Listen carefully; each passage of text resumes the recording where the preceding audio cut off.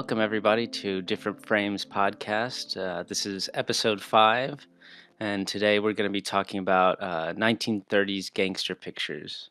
So, this is a really special episode. We're going to be talking a lot about a number of different movies in this genre and kind of talking about the historical context around them and how they work as films, what works in some of them and what doesn't work in the others, and kind of overall themes and production of all these movies.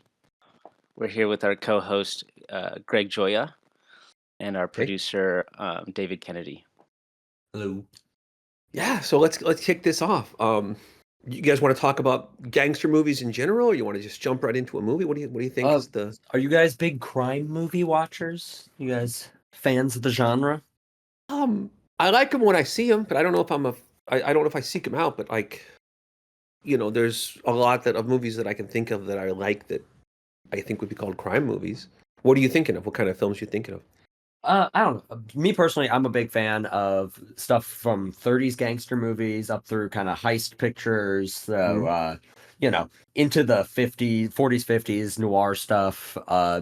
Through I like the whole genre up through Michael Mann stuff now, in more recent Okay. vintage, and I always find just the kind of the criminal codes very interesting to watch. The kind of the dynamics between the characters. I think it's a good platform for as a genre for talking about kind of broader society. It's a good metaphor for the wider world. Yeah, no, I agree with all of that. Yeah, and I do everything you mentioned. I like even I can think of it as like Seven or a lot of Eastwood's films. There's a lot of in fact, I was just thinking last night of you guys ever see Blood Work? It's a Eastwood movie, but it's lesser known, but it's a really good uh Clint Eastwood. He he's a detective who has a heart attack trying to catch a serial killer. And he gets an artificial heart, or not artificial, what do you call it? A transplant. And then the sister of the woman who gave him the heart tracks him down because she thinks her sister was murdered. So he starts trying to find out who killed the uh, the woman that whose heart he has. It's like this mission he has. So it's a really good movie, really funny. It's like quintessential Eastwood. Like every time in the movie, you think like he should do this. Like he pulls a shotgun out, and oh yeah, that's exactly what he should have done. So, but anyhow, that's a whole other thing. But yeah, I love gangster movies, crime movies, heist movies, noir, all of the above. So Yeah, I mean, I particularly gravitate towards noir as like more of a style and mhm. but I think as far as like gangster movies and crime movies, I've always watched them because they have a lot of action, a lot of drama. Um, always like this historical context to a lot of them, all the way Mhm. from kind of these movies in the 1930s and into like Scorsese, where he's like doing period gangster movies, Mhm. um, and they're like very flashy and stuff. So I think just they've always been popular in the culture, so I've trickled down into me. Um, Kind of what I want to look at too later on in the episode, or maybe we can get into it now, is like how these movies aren't exactly film noir. They kind of lead into film noir. Film noir has crime elements, but they're not necessarily gangsters. A lot of the time, it's more like a detective. The mob might be involved in the story, and I think also what separates it is like that leaning into style and tone, as opposed Mhm. to these movies. They're a little bit more, Hollywood direct. They kind of vary with the style and Yeah. within this. When I think of noir, I always think of I guess there probably are noirs that focus on the bad guy, but often it's like, the good guy caught up in it or the guy that's been framed. Um, and then it's more, the mob is there as kind of an adversary. These, you sort of like your protagonist in all the movies it's the criminals. And they're gonna have to get their just desserts, but um I think that was one of the shifts, right? Is that it went from being like, here's a criminal doing what criminals do, this is how it ends up for him, versus here's just an average guy going about his life and he gets sucked into this thing he's out of his control. Right, I think, they become iconic because they're sort of larger than life, not something obviously you can relate to these gangsters in a certain sense, but they become like of these figures, these bigger pop culture figures, you know? Yeah. The Godfather is probably, I think, where it really shifted to where, like, it really it's different. So it's about the mobsters, but they're much more like we're not supposed. They're the heroes, really. Like the Godfather ends with Michael Corleone killing the other mobs. Like there's nobody gets punished. It's just kind of showing what the mob is like versus these, which more like morality plays. In fact, even the one or well, actually, maybe this wasn't when we watched it, but one of the ones I watched starts with like this screen where it's like, this is a story that, tells you that gangsters are bad and they're going to get it's kind of, they were really trying to like, and also these were made during Prohibition Right. when the mobs ruled the big cities. I think these were like social commentaries in some ways. Yeah, I think But, what I like in these movies we watched for this is it seems like it's kind of having it both ways in a way that I always mhm. find really entertaining in especially 1930s Hollywood productions is that it has all the elements of the morality play of like, isn't it a shame the blight of criminality that has Mhm. befallen our citizens? And at the same time, it's like still like look how cool these dudes are. And it seems often there's a shift in the very last reel too. It's like, okay, well now we gotta, he's got to regret his actions, or he kind of has the gangster sort of changes almost like at the very end. Suddenly he goes soft, or he has remorse because I think they needed to. Even this, though these are well, two of them are pre-code. They were still, I think, trying to give you that kind of ending where it's Right, like, see the gangster. Even he knew the error of his ways. He accepts his fate, right. The social which really consciousness. comes into play in Angels of Dirty Hmm. Faces. Yeah, do we want to Um, jump in then to our first one here? Public Enemy?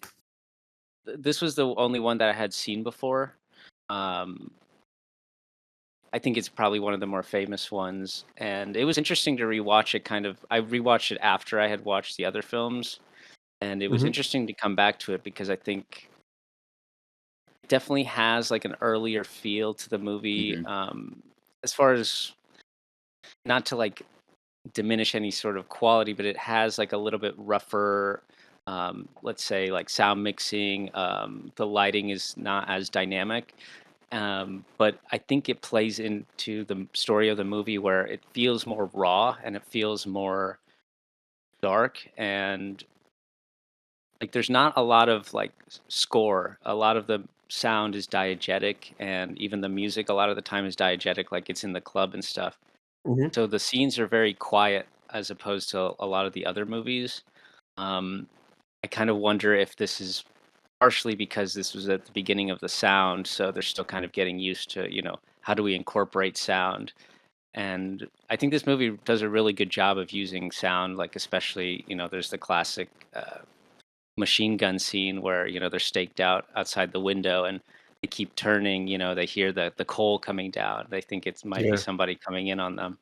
So I really like it. I think it's really just really dark and like kind of disturbing, especially towards the end. No, a lot of those early talkies, it's like that where there's no sound in it. The Lugosi Dracula is like that, where it's just long periods of silence that just somehow it's even eerier than when they do have like that dramatic music. But yeah, I noticed the same thing watching it. I was thinking in a modern movie, this would be constantly there'd be strings here and all Hmm. these things happening sonically, whereas it's like you're there. It's like you're watching the events unfold in a room that you're in. Yeah, there's a documentary aspect to it. Yeah. Definitely. And it does. It feels like they were kind of going for like, we're going to show you, how a public enemy is created. Here's the kid, and he grows up, and these are the circumstances, and this is what it's like. Well, and there's an extent to which this movie is pulled at least partially from James Cagney's life. I mean, not, they're not like asking him questions and stuff, but it's like he grew up in the types of environments that this movie portrays. He was I on the didn't know very that. low end of working class as a kid. And so it's like, a lot of the people in his life were criminals or at least adjacent to it, helped out with crime at times. And he became a song and dance man instead. Yeah, he got out. He song and dance, and then kind of got typecast as a gangster Tough for a guy while. character for a while. Yeah. But he was always I could go back to Broadway any moment type of guy. It's like how he negotiated contracts. Yeah, no, I think it's a great movie. I know that before I'd even seen it, I knew it was famous for the scene of the grapefruit in the face Right. of is it May Clark, the actress? Did he? I think she's Frankenstein's bride, or his, not the yeah. bride of Frankenstein, but like his wife to be in the Frankenstein movie. But The monster, yeah, yeah. even my mom, she remembered that scene. I remember talking to her like, you know, in the 90s about it. And the only thing she remembers, oh yeah, that's where Mhm. Jimmy Cat was a big deal back then because you didn't see that kind of behavior. That was It's still like surprising. Like, Yeah. Yeah, I think it's kind of come full circle. Now it's surprising. I think films had that for a long time. You'd have James Bond doing stuff, but now I think it's even more taboo than it was then. So yeah, I think we've kind of, come around, or things are back the way they used to be. Where yeah, Right. but It's so nasty and violent. I was reacting even though I know it was coming. I was like, "Oh my god!" yeah, And his character in this movie is pretty much pure evil. I would say there's not much of a redeeming aspect to him. Like you were saying, it's sort of more documentary, so it's laying this groundwork of yeah. how do these people descend into this role that they play, but the characters themselves almost are aware of this role. Like I am this now, so I have to act this way. He was. This was the one with the least kind of redemptive qualities to him. Like he And he's really was happy. just kind of, yeah, Yeah, no, he's just like, um, blissful psychopath throughout it. yeah, I think something that adds to the documentary aspect of it too is there is a lot of location shooting in this movie. Mhm. Not Chicago locations, but because this movie is all set in Chicago and it is largely filmed in like Silver Lake. But Oh, really? yeah, Okay. it's just like they've just like found like houses that looked right enough, Yeah. and so you do get a lot of like kind of life on the street kind of reality to it, where you see people like extras who don't look like actors kind of wandering around and stuff. There's an element of reality in just kind of the circumstances of how it's shot and the world that it's in. That's a good point. That I think all of that comes together to make it feel very, like, yeah, like you're just observing this. It's not so much a movie as it is like you're just seeing how this story plays out, and it feels very much like real life. You can feel you can tell why it was such a sensation when it came out, and why Yeah, it was so that makes perfect sense. controversial, and like because I feel like it sets off the whole cycle of these uh crime movies in a Mhm. way that like nobody else had really done. Of course, people were up in arms about like, oh, this is gonna turn people, everyone's gonna get Yeah, involved now. the gangster movies I know from before this, they're not like this. This is the first one that really seems to like try to show you the story of a gangster. Um, although I'm trying, there is one. Have you got? It's a silent film. You ever see The Musketeers of Pig Alley? No, that is a That's the one. It's a short. It's like a 15, 20-minute long. It's a D.W. Griffith directed it. It's a well-made movie. A lot of people consider it the first gangster sure. film. And I think Scorsese, even when he made Goodfellas, he made it a point to shoot one scene in Goodfellas at like the Pig Alley location, just as sort of like a subtle homage to it. Interesting. Um, but for a short silent film, it's quite good and quite effective. It's got trying to think, Lionel Barrymore. I think it's an early role for him. Lillian Gish is in it. It's been a while since I've seen it, but I also feel like if I recall, um, the gangster character in that movie kind of has these mannerisms that, when I watched it, made me think of Jimmy Cagney. Mhm. And so I kind of wondered, like, did Cagney he had probably seen this because this would have been his lifetime when it came out. Um, and I don't know, you'd almost think it's like a young Jimmy Cagney in that role in that Mhm. Pigalle movie. Um, but yeah, and the other like there was also I think The Regeneration. It's an early Raoul Walsh Yeah, movie. There have been other gangster movies, but nothing. Watching this feels like it turns in a different right. direction. Like this is where what we think of as like a modern gangster movie Yeah. starts with Public Enemy, as far as I know. Yeah. I haven't seen Well, and anything it prior feels like it's to like it. all the parts come together, you know? Yeah, they finally have kind of like the blueprint has been set. Right. Yeah, and But the yeah. thing about like particularly these gangster movies, they didn't really have like these European roots like other Mhm. silent cinema did. These were like the first sort of films that were inherently like American in a way. And Hmm. the first talkies weren't as stylized. They were focusing so much on how do we do this with the sound, the lighting's flat, they have multiple cameras. So these are things that, today we would kind of say like, oh, this might be like TV quality.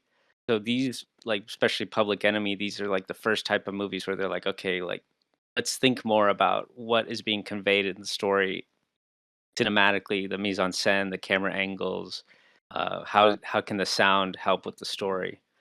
And I Yeah. think very effective, especially in the last part of this movie, kind of when he's going to get his revenge.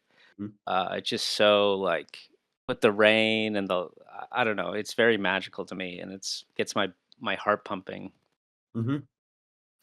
On it It's a very effective movie. Yeah, and it almost feels like that rain, and this I think becomes like a theme in a lot of these movies, not yet overall, is like it's like there's this sense that the world is like changing around them, you know? It's like that rain and stuff is like the world becomes this reflection of what they're trying to do. And like it's like it almost breaks reality. That's a It's good like a point. more emotional reality more so than a Mm. very Yeah, real I see one. that.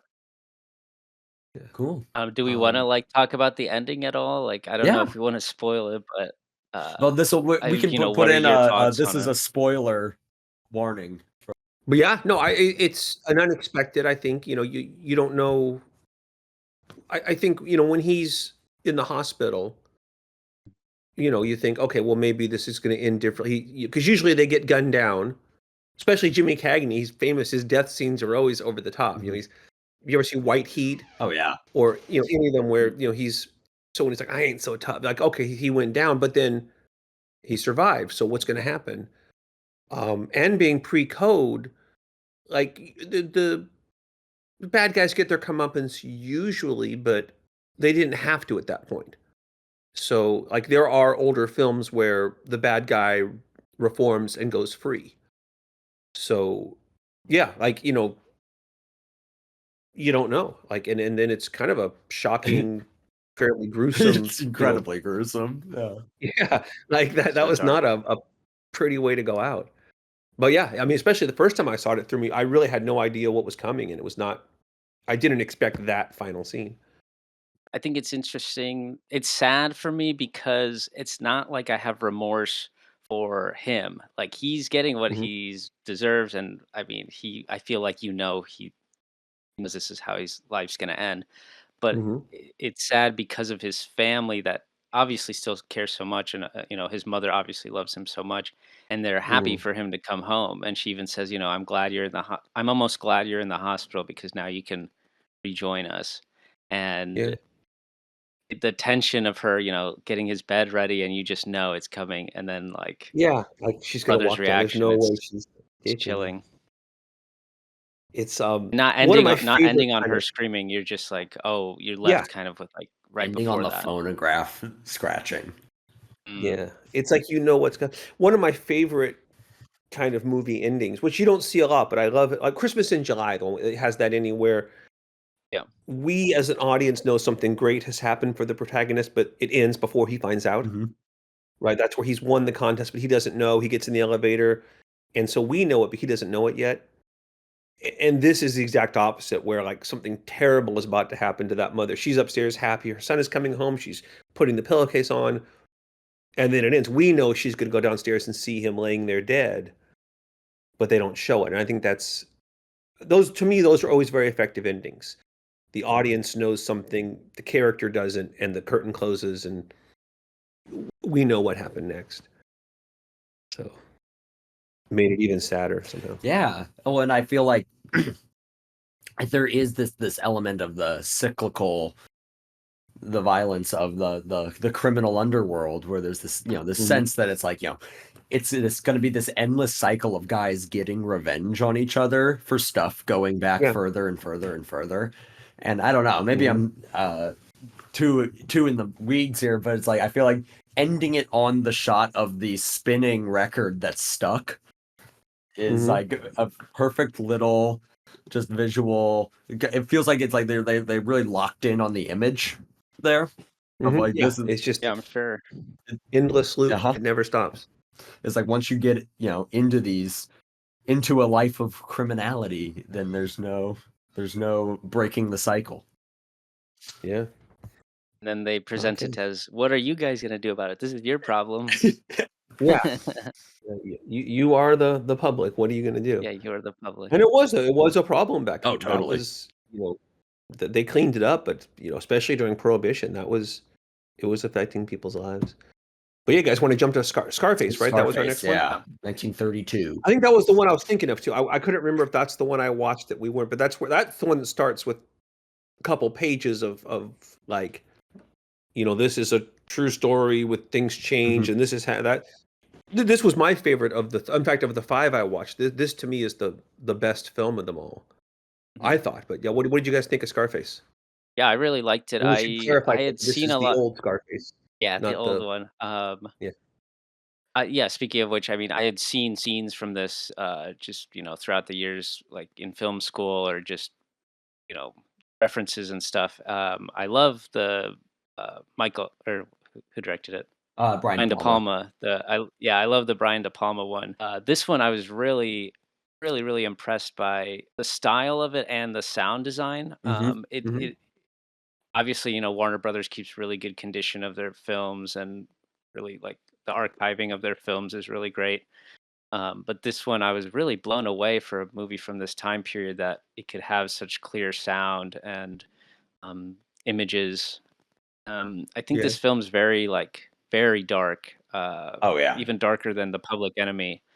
And my only critique story wise, and it's not much of a critique, it's just the way I connect with the story. And this is a problem.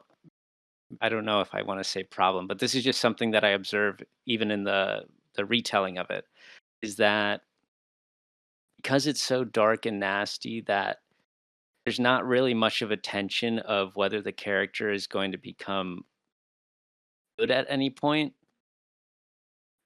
I'm not like betting on him like having a change of heart at any point. It's always just a clear more and more descent into darkness, which is fun to watch, and it's very engaging. It's like a Greek tragedy, just more on like a personal level. It's not, I can't connect in that way. So that's the only thing that kind of keeps it from me, as opposed to like, let's say, Angels with Dirty Faces. There's a little more tension, but we can get into that later. Yeah, I see that, but I'm a huge Howard Hawks fan, and so, you know, I watched this before when I was watching his movies, but he makes a good movie. It looks good. There's cool imagery. There's cool shot. It's just he always, it didn't matter what kind of movie, he knew how to make a good movie. And then I like Paul Mooney. I haven't seen a ton. I Am a Fugitive from a Chain Gang, I think, is the first thing I saw him in. Which, if you haven't seen that, it's a really good movie. It's one of the, I used to always see that at the video stores. Just that, what a weird name for a movie as a kid. Like, I Am a Fugitive from a Chain. But then I finally watched it when I was older. I was like, I should have watched this years ago. But I feel like Paul Mooney is maybe one of the better actors. Not that Cagney, I guess it's Cagney, Edward Robinson, who I watched in something. They take it over the top somehow. Like there's like, you can always do a Cagney impersonation. You can do an Edward Robinson impersonation, but Paul Mooney just felt like he was the one that felt like I was watching a real gangster and not an actor playing a gangster. Yeah. Definitely. And I think his performance in this is big, but it's not over the top. Like, I think he plays it, you know, he doesn't play it like just like, oh, I'm gonna be really grounded and realistic with this. He goes big with it, but I think he's not playing like a fast talking, like archetype. It's more of what I think is really my favorite like element of this is this throughout his decline, his performance gets more and more animalistic to where at the end he is like barely intelligible in the final shootout scene where he's like just like screaming and absolutely, yeah. And yeah, you're right. He plays it big, but it feels real the whole time. Like, Yeah, definitely. if I didn't know better that it was Paul, like if they said, yeah, they actually hired an actual gangster, I'd be like, okay, well, that I believe that. I heard he was kind of compared to Lon Chaney too. He was kind of like this, makeup and person. He could like really alter himself.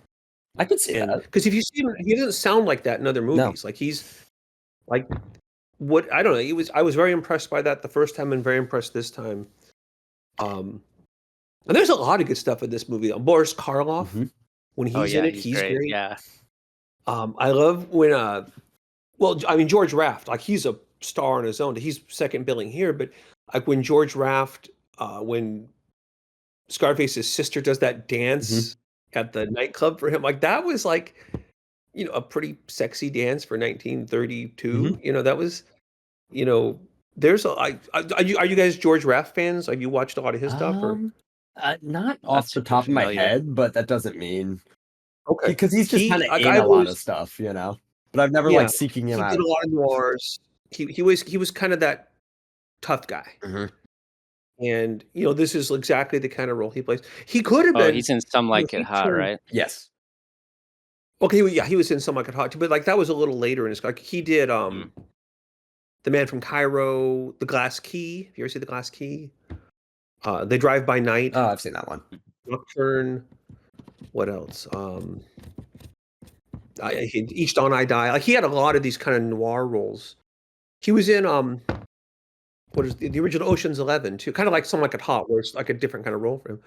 But he actually was offered the part that Bogart got in High Sierra, and Bogart kind of talked him into turning it down, but he didn't want because he had a cause. Like he had like a. I don't know. He was big enough that he didn't have to do these parts, but he probably could have been a big star from that. And actually, I think Paul Mooney, Raoul Walsh wanted Paul Mooney. Paul Mooney wouldn't do it. They wanted George Raft. He didn't do it. Bogart kind of convinced him not to. Bogart did it. And then the same year, The Maltese Falcon. They wanted him for the Sam Spade role, but he didn't do remake. That was a remake of an older Maltese Falcon. They'd done it about 10 years before. So he had a thing. I don't do remakes. And John Huston wasn't experienced enough, so he turned that. And so that was like 1941. Those are the movies that made Bogart a star. They came out, I think, early and late 41. That could have been George Raft.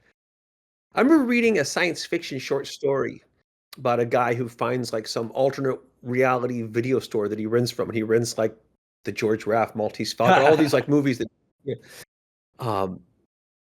But I love George Raft, so it's always nice to see him. And so him and Moore, they played off each other well too. And it was the perfect tragedy at the end when he kills his best friend before he realizes that his friend didn't do what he thinks his friend did.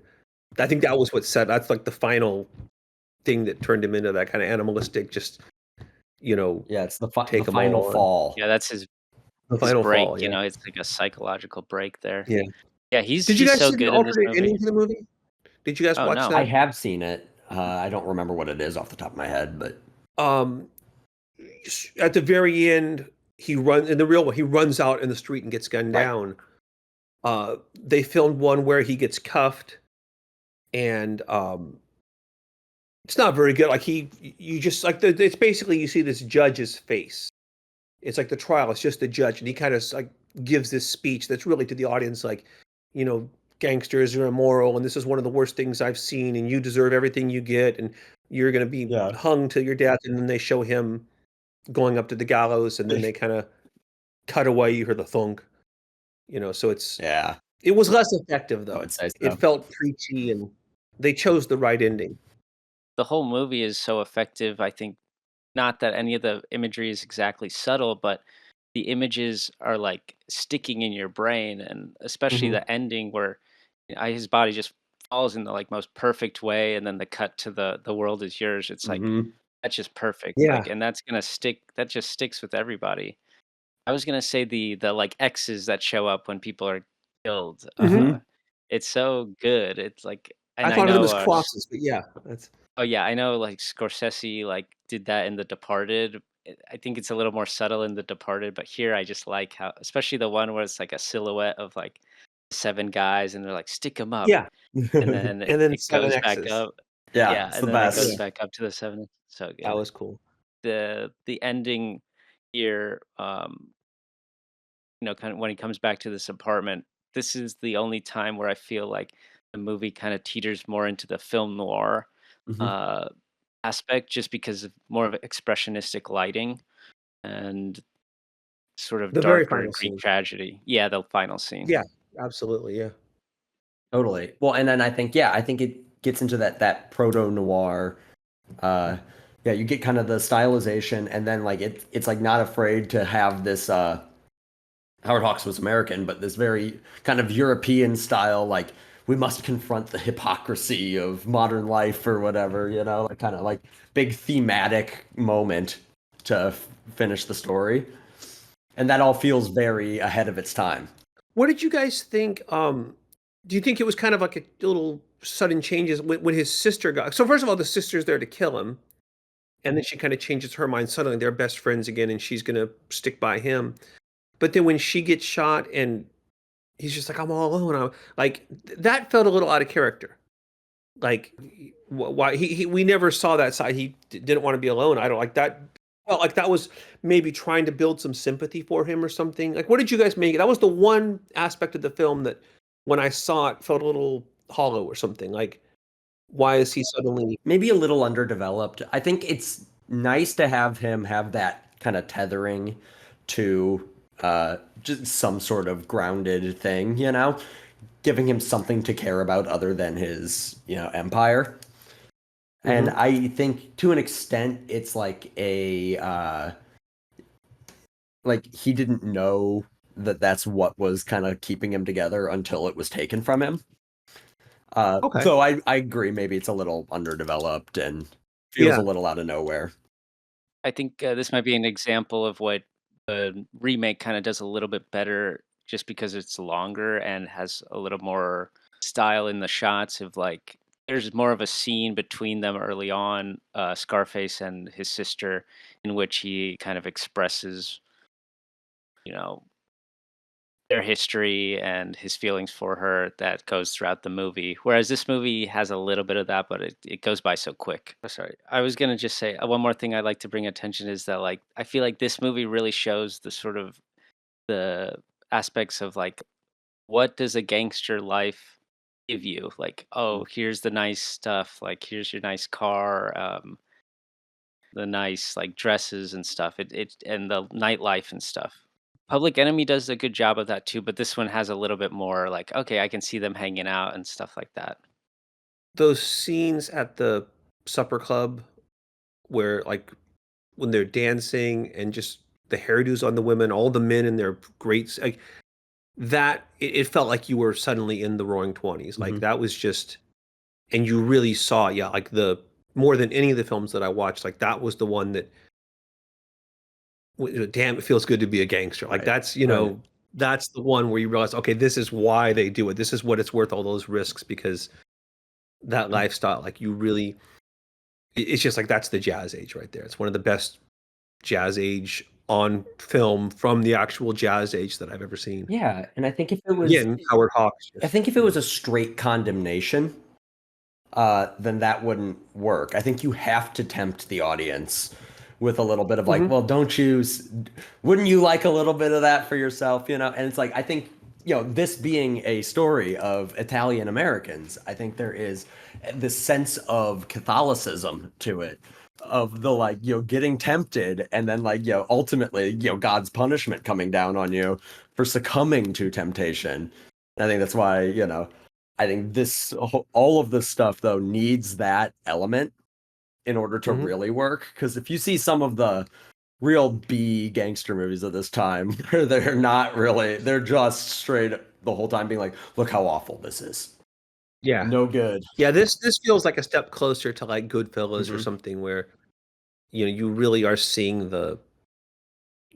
why, what it means to be a gang, like the positive side from their Mhm. side of view, like this is why they do it. This is what they enjoy. Something that you want a Um, little bit.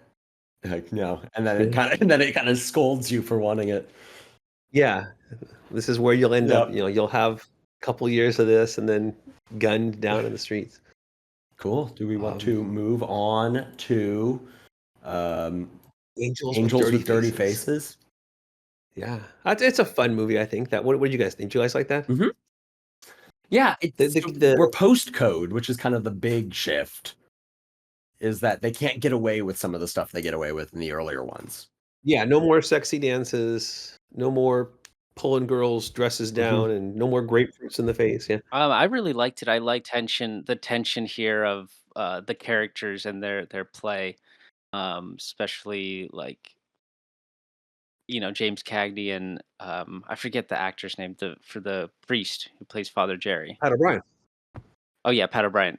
How like you sympathize, you see them growing up, and it's just like a sort of circumstance of luck mixed with the system of the like him being in prison kind of leads them into these different lives, and I think it's just kind of a classic story and that tension of knowing like, oh, he's trying to help him and he's a gangster, so he's gonna do these bad things. And I just like the dynamic and the witty talking a lot. I don't know, what do you Yeah, no, guys think? I love that concept of like because Public Enemy starts out similar, right? You see young Jimmy Cagney and his buddy, well, in this case, his brother, and you know how they, or not his brother, sorry, his older brother, and then his buddy.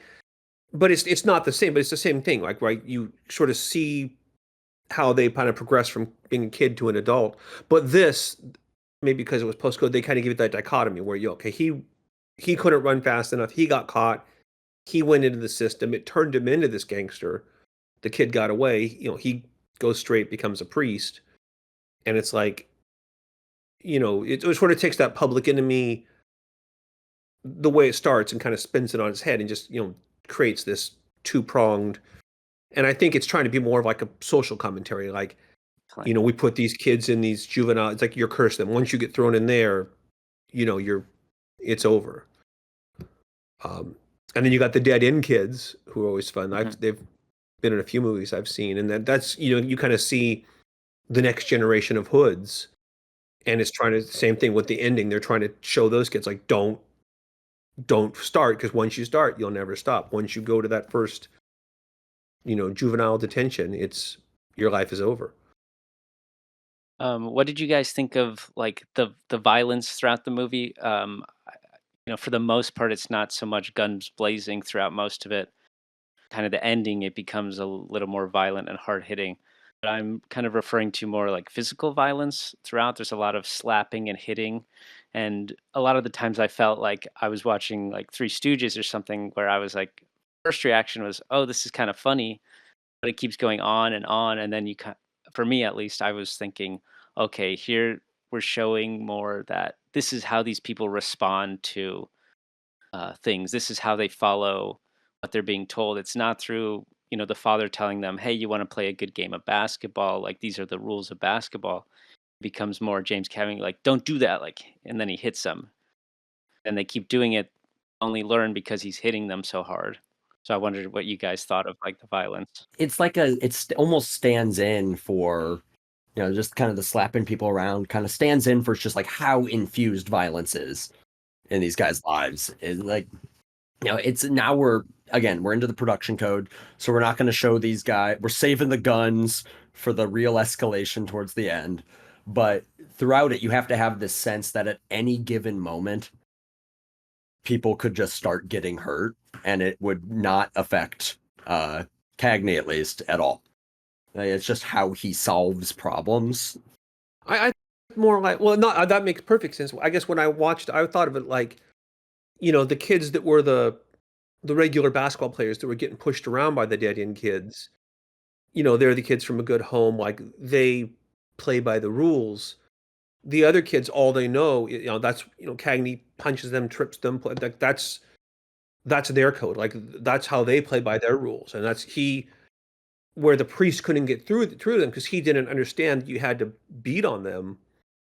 Cagney knew, like the coach would tell the good kids, follow the rules. He'll have to punch them and it was just two different kinds of kids responding to two different kinds of Well, guidance. and I think it's also to an extent, those kids have more like opportunity in their life, and being willing to break the rules is something that gives them a competitive advantage in life, as a wider thing.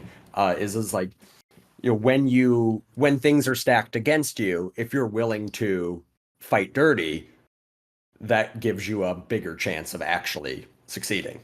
But yeah, it reminds me of the scene in The Irishman where he just like horrifies his daughter by like just curb stomping that guy, like the Oh yeah, shopkeeper. And it's just like, yeah, why are you doing this? Like, why is this how you're handling every problem? yeah. That this movie was preserved by the Library of Congress. I was wondering, what do you guys think, like, lasting legacy of this movie is, as opposed to the other two movies, who are also have a very lasting impact, but this one seems like like we were saying, a little bit of a tonal shift, a different thematics and stuff. What do you think? This feels very much like a Hollywood studio movie. Hmm. Mhm. Uh, Scarface feels like a Howard Hawks film, just like a well-made. I'm sure there's a studio behind it, but it wasn't the studio system the way it was by the time this film was made. So this feels like, you know, you're going to have these actors, you're going to have these kids, you're going to have this kind of story. It's a great movie, but you can see that it's put together by a studio. Hmm. And so I think that was my main take. I also got a chance to see that they showed this at a theater near here. So of the movies I watched, this was the one I got to see in a theater. Oh, cool. So maybe that part of seeing it on the big screen is Sure. what's influencing this. But I don't know, something about this. It feels. This is what, 1938. 38. Yeah, this feels like almost that beginning of the heyday of the studio system where you can see all those elements at work. Whereas Public Enemy and Scarface don't. Those feel like smaller somehow, more like they're closer to the silent era than they are to the studio era. I was gonna say my reaction after seeing this was that, wow, Hollywood really knew how to like formulate just a good movie within 80, 90 minutes. I'm like, Hmm. what Yeah. happened? Like, it's a sprawling story with lots of elements, but it's very simple in its formulation and writing, Mhm. and it's very witty. And I just felt that it was refreshing. Um, you kind of know where things are headed in a certain sense, but when they happen, it feels right and it pays off Mhm. well. Hmm. Yeah. Nowadays, this would be a 3-hour movie. Oh yeah, and Right. with And two yeah. mid-credit scenes. Yeah, exactly. I feel like they knew how to cut all the fat. They knew how to get everything on screen they needed and minimal or no extraneous stuff. What did you think about the very end? Did you think, did you think he was gonna turn yellow? Did you think what did you think was gonna did that catch you off guard or Oh, for the ending, I think this is where I really enjoyed the movie, is this sort of tension, um, and this ticking clock, because it's like he's like, what's the last thing you can do, like, for these kids? And he's right up into the end. He's like, no, I'm not going out yellow. I'm not going to do it. Mhm. And then he starts screaming, and he plays the coward. And I guess what works about that is that it's also up to interpretation of, was he actually a coward, and is what he's actually feeling, or is he doing this for the kids? And that is a good thing for the audience to kind of interpret themselves. And Mm. um I still kind of go back and forth. I think he probably did it to help the kids, which is like a more compassionate ending. But I like how that the even this sort of setup to this ending, you can kind of see it coming. Um, it's still effective, and it still has a lot of tension within it. Yeah. So I didn't even consider that. I just took it for granted that you know, acted. It probably the bravest thing he ever did was just to Yeah. because his last act on Earth is to be a coward when he's not a coward. Mhm. But everybody except his friend knows or will not know the truth. But I guess Right. you're right. There is the possibility that he didn't want to be a coward, but he broke down. But Mhm. like I just took it on faith that he realized, okay, I'm gonna die either way. I may as well try to help those kids out and not let them end up where I am. I think what works for that is that it's not like a shot of him changing in his face. It's all done within like him out of frame. Hmm. That change. So it's a little bit more surprising. Whereas if there was like, let's say, a close up of him like changing, like, or like a wink to the father or something, that would then be like a bit more obvious. Like, okay, well now he's gonna do the right thing. Yeah, no, but it all happens. I think the last thing we see of him is just that kind of resolved look on his face as he's sitting there. Mhm, Then it cuts away, mhm. or he's. Do we even see him? I know we see him walking up, I don't think we see and him then I don't sitting know there that in we the I ever don't see think chair. him so. again. But I just remember the last time we see Cagney, is just his face, and he looks resolved. But then you Mhm. see the silhouette, and suddenly he's being cowardly. But Mhm. I don't know. I feel like the way they showed Pat O'Brien, like his look was supposed to. This is what I took away, but like the look on Mhm. O'Brien's face, he kind of looks at it, then he kind of looks up to the heavens, and I feel like Right. he's just like, thank you, like I Yeah. felt like. But again, like maybe I suppose it is I mean, open to I lean interpret. into that. Yeah, I lean into that interpretation a little bit more, but I just think the style choices probably leave it to be more, and the acting choices, like he's like screams, they sound very authentic, like that Mhm. he's very scared. Hmm. No, yeah, he was convincing. Whether it was whatever it Right. was, it was believable. Well, and I think too, for to an extent, it's like the gangster persona is this performance he puts on, to seem like this tough guy. And there is, I think, in showing kind of the childhoods and the divergent paths and stuff, is like it's a learned thing that he is doing. And so I think in having that kind of breakdown and he's kind of screaming and going wild there at the end, is it's like it's not that persona has served its purpose for him. And so Hmm. maybe we're seeing something that's maybe a little more authentic to like how he is feeling and how he is, his real self. Whereas before, he always had to put on the tough guy Yeah. face in other moments. Well, I don't know. Of the three films, which did you guys like the best? Which is who's of the three that we all three watch? What's your favorite movie? Scarface for me. I love Scarface. Yeah, same here. Scarface is my answer too. Yeah, I think just after the fact, I think Scarface is just filmmaking wise and lasting impact and lasting in my brain. But I really enjoyed Angels with Dirty Faces as far as like Oh, I love that movie too. just Yeah. a refreshing sort of. I've been very disillusioned about Hollywood and studio films recently. I feel Okay. like I haven't watched a good one in a while. So seeing this, I was like reminded of like what that could be. Well, it's like we were saying with the studio kind of polish on Angels with Dirty Faces, is it's Michael Curtiz film, who is a director who doesn't really have a signature and is just like his biggest director's trademark is just being good. It's like Casablanca, Mildred Pierce, like there's no like real through line to any of this stuff besides it's all good. Yeah, but he doesn't have like it's hard to recognize a Michael Right, Curtiz film. Like Howard Hawks is like that, but you're watching Howard right, Hawks. exactly.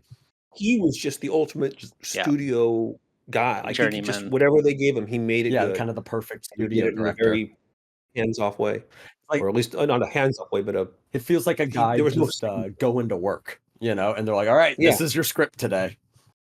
yeah. Direct." When you look at his Yeah. filmography, some of them are surprising. Wow, this guy that no one ever talks about made all these movies.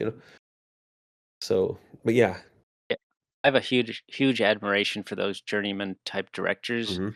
Mhm. Obviously, I like auteur directors, but there's really something to be said about someone who can do their job as a director, like through a lot of movies, not even just a handful, but throughout their career, and be flexible in that way and serve each individual story. Yeah, it's rare to find someone that can make that many great movies, and yet you never talk about them or never think about them as, they don't have like, even The Public Enemy is William Wellman, he's another one kind of like that.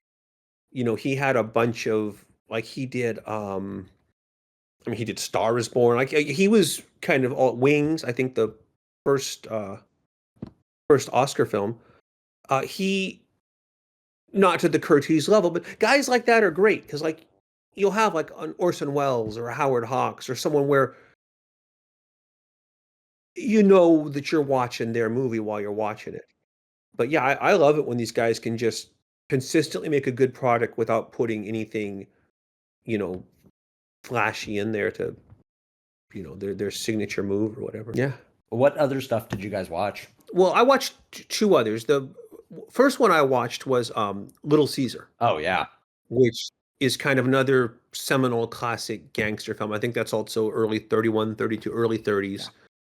Um, Edward Robinson was kind of the one, because we saw Bogart in Angels with Dirty Faces, even though he wasn't a lead role, he was in there. We saw Cagney, we saw Scarface. Robinson was the one guy that we didn't really get a, and I love him. Like, Yep. he, is one of my favorite just actors overall, not even just gangster actor, because he had a long career and he did, he started as a gangster, Hmm. but Mhm. he was great. Robinson is just top notch. So I figured I had to watch, and it's something I'd seen before, but I hadn't seen it for a long time. And then we can talk about that. Or I can tell you. Well, let's just tell what we watched, then we can kind of talk about it. The other Okay. one I watched was it was the only movie I'd never seen before that I watched for this, which maybe was why I turned out it wasn't quite a gangster movie. It's a movie called Smart Money. Oh yeah. It was the only movie that Edward Robinson and Cagney did together. And that was kind of why I picked it. I was okay, we saw, Cagney twice. I saw um it's a great movie, probably the darkest ending of all five, but not quite a gangster movie. It's like Gamblers. Edward Robinson plays like a lucky gambler who kind of ascends and then Mhm. kind of runs into some bad luck. But yeah, those were the two I watched. What was your wild card? Yeah, I watched a movie called The Roaring Twenties. Mm. I don't know if you guys have That was seen I it. almost want that was my I was gonna watch that and I was like, Mm. I'm gonna watch Smart Money. I was this close to watching that instead of Smart Money. So I'm glad you Yeah. watched that. We can talk because I've seen that years ago. So It was great. I think it comes right at the tail end of the 30s here, so it's a mhm. nice sort of encapsulation of like if you watch all of these movies kind of in chronological order, kind of shows like what they kind of culminate into. Obviously, these movies kept on going into the 50s and so, but it's got James Cagney, Humphrey Bogart again as more of the antagonist, which is Mhm. fascinating to see. Is like him play these, especially in the Roaring Twenties. He's playing like just an evil guy, like just such a like Yeah. sadistic kind of guy, and you're like, wow, this is so different than what he becomes. Obviously, he's Yeah, always had well, he an becomes a edge to his star, and so he characters, takes on but these yeah, he becomes heroic the roles. leading So guy. Right. back then, he was still whatever they told him to do, he did it. But yeah, that's probably his Mm. most sinister role I've ever seen him in. Yeah, there was another movie I tried to watch, but I forget what it was. It was with James Cagney, but I just could not get into it. The acting was really bad, so There's not from him, but just from everybody else. a few of Was it a those. gangster film? Yeah, it was a gangster movie. Let me try and find what it was. I think it was called The Doorway to Hell. Yeah. I just couldn't get into the beginning. It seemed kind of like what we were talking about of being very preachy, more like this is bad and this is, and I just the supplementary characters, the acting was very like just stilted and But that's interesting. I never even heard of that movie, and I never watched it. But you pivoted and you watched The Roaring Twenties. Yeah. Yeah, way better movie. Probably one of the best movies I've seen, honestly. Well, it's interesting to do that retrospective in 1939, like yeah, it's Yeah, 10 years out from the end of the 20s. right. Like Mhm. Well, the movie uh, presents itself with like narration and uh, kind of like here is the story of a history that is being forgotten by America, and it was like, well, this is 10 years 10 later. years Like, who's ago. forgetting that? Yeah. And it's like, but the movie sort of has this sprawling epicness to it about the end of the war and how the veterans are treated when they come home into the Great Depression and then what and the Prohibition. 'Cause it's really about the Prohibition and these Hmm. characters navigating their like, how do we get ahead in this world? And Mhm. so I think audiences today would find it very relatable in a lot of senses just because of, we are entering in a recession. We have a lot of government kind of crackdown and control of Hmm. our lives. And the movie does a good job of presenting these characters as realistic people and like how are they navigating their circumstances. And they're not necessarily malicious except for Humphrey Bogart's character, but they sort of end up into these lives of, because of prohibition, they have to have criminal lives and end up doing things and being involved in things that involve like murder and stealing. Hmm. Um, and it's for me, it's got like one of the best endings of all time, probably. Like I once I saw the ending, I had seen it before, but Mhm. the way it hits, Hmm. it's just like wow, like that was such like how do you write that? I need to watch this thing. I almost like I pulled the DVD out and then I Smart Money was sitting there. I was like, I got to go with some. So I'm gonna have to rewatch that tonight or something. But yeah, that's Nice. so. Don't spoil it because I haven't seen that Yeah, I since won't. probably my 20s. So I don't remember how it ends. Yeah. I watched a movie called For the Defense, which is not a particularly notable picture. Okay. It's kind of about like a mobbed up lawyer uh, who, I'll look as that he up. takes increasingly bad, Oh, William Powell. yes, I love William Powell. he takes increasingly bad cases for like friends, as Hmm. favors, and finds himself in a world of trouble.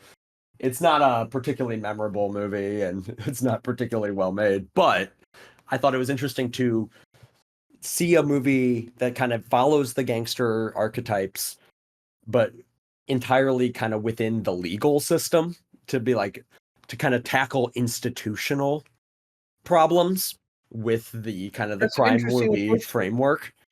Apparently also the director was like extremely mobbed up and got fired because he like punched an executive at MGM or something.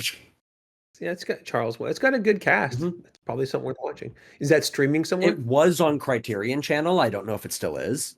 Cool. So you guys have both seen Little Caesar, right? Yes. I Edward have Robinson. not Yeah. yet. So okay. So I mean, it's he plays Rico. He's a kind of a small town hood. He and his buddy are going to move to the big city, and they're going to take over the mobs there. But as soon as they get there, the buddy realizes that crime's not for him, so he becomes a dancer. He kind of has a smaller role in the film, and it's just Edward Robinson. He plays it really well. He plays Rico like this very kind of like street smart, but simultaneously kind of naive. Like he's always looking for. He wants to take pictures and smoke good cigars and rule the mob. And anytime somebody dangles like some promotion in front of him, he just like goes for it. And but it's the quintessential. It's whenever you say like, yeah, you're talking to me, huh? Yeah, see, it's all over. It's like that is where like the genesis of that Edward Robinson character becomes from. And then yeah, at the end, of course, it all goes wrong. He's on the run. He ends up in a flop house and gets shot down by the cops. And even though I say, Mother of Mercy, is this the end for Rico? Then he dies. Um, but real good. Really, I don't know, just like an enjoyable, just it's a great gangster movie. It's Mervyn LeRoy directed it. Another one of these guys who kind of made a lot of good movies that you don't really think about often. But it's got trying to think what else. There was something. Look, I feel like there were couple things I wanted. I should take notes when I watch this. I'm gonna look at the. Oh, the Douglas Fairbanks. It's Douglas Fairbanks Jr. That's what I was. He plays Joe, who's like his buddy, who they kind of split off. But at the end, of course, Joe is with this woman now, and she talks him into betraying Rico, but then he can't do it. Rico shoots him anyway because he thinks he was gonna. But even then, Rico doesn't actually shoot him. He's gonna shoot him, and that's his one weak moment where he's killed everybody was remorselessly, and then he's gonna shoot Joe too. But it's kind of this cool scene where he's kind of comes up close to the camera like you see a lot in these movies. But then the camera starts like blurring as he's like, he's not going to do it. He realizes this is his friend, and he's trying to stop, and there's like a struggle, and the gun goes off. So he does shoot him in the arm, and that's what leads to him getting caught, though, because now the cops can get him for that, and so that's it all. That's the downfall. So, and then Smart Money. Have you guys seen Smart Money? That's a pretty fun movie, but it's I won't. If you guys haven't seen it, I won't spoil much. But so he and Cagney are both barbers. Robinson owns the barber shop, and Jimmy Cagney's one of the barbers. They have like a craps game in the back room they play, and Cagney is just always lucky. Or Robinson is always lucky. He'll run coin tosses, he'll run dice game, whatever he plays, he wins. So they're like, hey, you should go to the big city and get in one of those big poker games. So they all pool their money and they all give him 10 grand. And then they show us that the caption is the big city. And then he goes to the big city. And like, as soon as he gets there, he gets duped. He thinks he's going into this poker game with these famous gamblers, but really this woman, no one will tell him where the game is. And he meets this girl. It's like, do you know where the game is? She's like, oh yeah, it's up in room whatever. So then we don't know it at the time, but she calls her friends, go to that room and pretend. So they basically swindle him out of his 10 grand. So he's lost everything. So he has to go back to the barber shop. But then people, well, you can do it. So this time they give him 50 grand. And then the caption, another big city. He tries again. But it's good. And then the last third of the movie kind of switches. Like, I don't want to spoil anything, but it has, of these five, it's the saddest, darkest ending of the fight. Even though the final scene is kind of funny, it's like, I'll let you guys watch it, you'll see. But it's just not. It doesn't go where you think it's going to go. It doesn't end the way it should end, or not the way it should, but the way you want it to end. It's really good. It's got Donald Cook, who was the older brother in Mike in Public Enemy. He has a small role, so it's kind of nice to see Mike and Cagney together again. Cagney's barely, when Cagney's in it, he's great, but he's just got tiny bits here and there. I think it's the only film they ever did together. You'd think, this came right out, this was like Public Enemy and Little Caesar came out. They were both hot commodities. They put them together in this, and then they never did another one together. But yeah, it was a very enjoyable movie. But again, it's not really a gang. It's quasi gangster. There's some gangsters in it. Yeah, there's criminals. But I don't know. It's a movie I'd always wanted to watch, and it seemed like the perfect occasion to watch it, even though.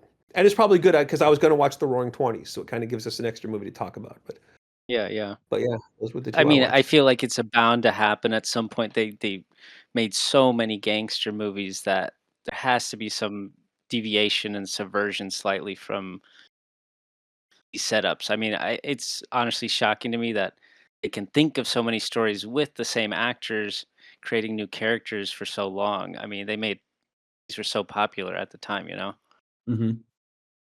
And they're cheap to produce. I mean, it's like, it's all just like Oh yeah. in the city, like you just The go big to city, yeah. like a street corner and film. Like they don't have to build sets. Yeah. Mhm. Some of the Scarface was the one that had some like car chases and crashes. There were a couple scenes in that, but for the most part, yeah, it's just you have an office, you shoot in like a supper club. Yep. Someone's house. Have a guy walk by a church and get shot. Yep. But I think the Roaring Twenties had a lot of. It was big budget, it seemed, because it had a lot of locations, and there's a lot of montages too with a very hallucinatory, dreamy, stylistic aspects to it that I'm expecting. And they were very quick within the movie. There's kind of just historical context breaks within the acts. Kind of, here's the stock market crash and stuff, and they're Mhm. Mhm. very intricate montages. And there's even one montage where they're showing like the effects of prohibition and this couple drinking and driving, and then the car crashes, comes towards the screen and crashes into a tree, and it's got to be like a model or something, but it is so like violent and I don't, it was shocking. I was like, that looks really real, even though I was like, Yeah, I don't know how they did that. Yeah, It how was they just would have. shocking to Yeah. me. Interesting. yeah. Yeah. Cool. But So so I would kind of want you guys like, these movies are almost 100 years old. Like this whole gangster genre is 100 years old. mhm. It's kind of hard to get modern audiences to want to watch these movies, Mhm. but I think there's like a lot of benefit, and people would probably relate to them and maybe be even surprised how entertained they could be from these movies.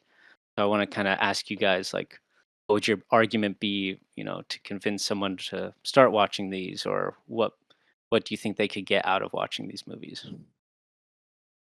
I might try to pair them, like, you know how, like, Mhm. the Beverly or some of these theaters do the double features, um, do something where you show, a classic and something like Goodfellas that Sure. everyone wants to see, but pair it with something else. See if you can't get some people to come in and watch, you know well, with that one, you could do The Musketeers of Pig Alley, but that's a short, so you could do, Public Enemy and Goodfellas or Mhm. Scarface, do Scarface and Scarface, do a double feature. That'd actually be a lot of Um, fun. that might be a way to get people to, like, give it a chance, but as far as, like, explain you just let them. These are great movies, Sure. and people like, in my experience, people either have the capacity to enjoy an older movie or they don't, and the people, like, in my life, my friends that have not liked them, I've never yet showed somebody an old movie and had them say, "Oh, I actually" no, they're always like, "Ah, it's black and white, it was not." So, some people are just beyond help, they're never gonna watch a silent movie, they're never gonna watch a black and white movie, but to someone who's open to it, just, you know, sell them on a couple scenes, tell them, like, yeah, this, you're gonna see, whatever, The Grapefruit of the Face or the Sexy Little Yeah, Dance yeah, or, yeah. you know, a movie that I was thinking of watching for this, but I watched it last year was M with Peter Mhm. Lorre. Um, Yeah. Another one that you could just, tell people, Peter Lorre does this amazing, at the, when he breaks down in that trial of criminals, like, just sell them on a scene or something and see if you can get them to watch it. But yeah. Yeah, I think my What do pitch you think? to the modern audience here is that, like, if you're interested in uh kind of crime action type of movies now, it's like this is the origin point, and I think first you'll be surprised of how much of the DNA is in there already. It's like right at the Mhm. beginning, there's a lot of the stuff you're gonna recognize from the modern stuff in there, and I think that the relatability argument that you laid out, Antonio, is true. Is that I think people will be surprised. It's 100 years ago, but really, kind of you know, the shape of things has changed, but the kind of the details are still there. It's people like life in the urban environment today is not that dissimilar from what it was then, and I think people are there's a lot of relatability in these movies still that people don't realize is there, and I think that it's kind of maybe a good way to start thinking about kind of their life and the world and how things got the way they are, is to look back at these kind of old movies and be like, oh, they were dealing with the same problems that we were. Yeah, 'cause I guess the mob isn't a thing anymore, but the But the bigger picture is still the right, same. yeah, yeah, the kind of the Right. details have changed, but there's Mhm. still kind of the like there's corruption still. There's still kind of just the struggle for a better life. And for some people, a push towards criminality in that struggle for a better life. And I think what's important is that, a lot of these films kind of show that even within a span of film, these people's lives will change due to the passage of time and circumstance. So, you know, whatever we're feeling now, Mhm. that will also pass, and, you know, streak keeps going. Um I think there's this Commercial for misconception, spinning. probably because of the Hays Code, that older movies aren't mature or they have contrived elements. Whereas what we've seen in these movies that we just watched is that they're actually very adult and very mature, very thoughtful and Mhm. exciting. And more nuanced than people are going to expect. Mhm. Yeah. Yeah. Yeah, no, I think someone who's willing to give Scarface a chance, I think will be very surprised that, yeah, it's black and white, and there are certain cinematic contrivances that, make it dated in certain ways, but the acting, the story, the imagery, that you wouldn't have to change too much to make that a movie that would come out today. Mhm. All right, so that's another episode of Different Frames in the Can. Hope you guys enjoyed that, our take on the classic gangster films. We'll be back hopefully sooner this time with episode 6. In the meantime, smash the appropriate buttons, like us, follow us, tell your friends and neighbors, shout from the rooftops that you like our podcast if you do. And if you don't, just keep your mouth shut. We'll see you next time. All right. Bye, everybody. I-